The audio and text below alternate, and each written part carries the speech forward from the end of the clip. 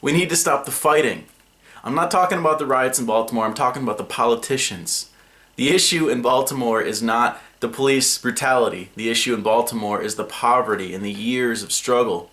And this is the issue in cities all across America. And what I'm saying is we need to stop fighting.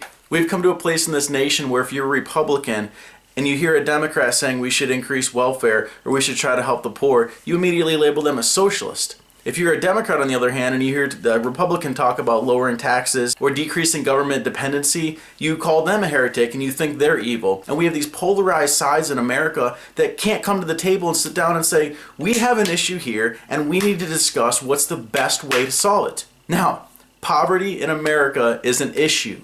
We need to come to the table and we need to say, number one, there is an issue here. We can't just cut welfare. We can't just stop helping people. And the bottom line is, the answer is not easy.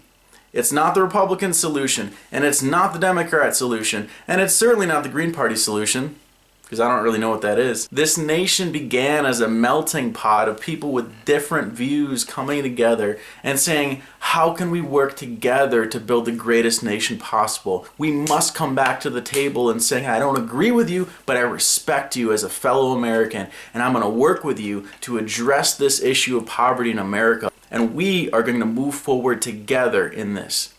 So one of the other things I've seen is a lot of people like to talk. They like to sit back in their offices or in their high-rises and say, this is what we need to do, that's what we need to do. In my personal opinion, until you get in the dirt and start helping people on a one-on-one basis, then you have no right to speak.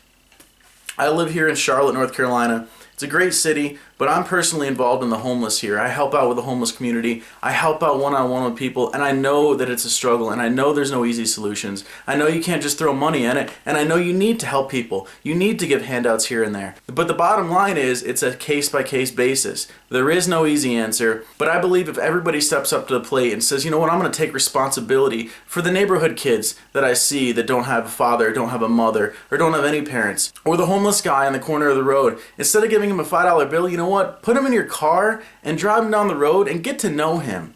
Get to know the people that are struggling in your community, and then you might have a better understanding of really what we could do to move forward as a nation, of really the policies that we should have put in place as a nation to really help those in poverty. Rather than just saying theoretically, I think we should do this and that, I think every American has a responsibility of helping those around them. Thanks for listening to my little rant. I just had that on my heart. I felt like I needed to get it off.